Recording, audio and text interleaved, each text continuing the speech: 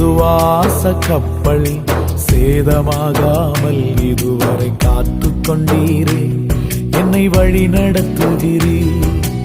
என் தெய்வம் என் இயேசு கூட இருப்பதா, நீர் காட்டிய துறைமுகத்தில் சேர்த்திடுவீரே.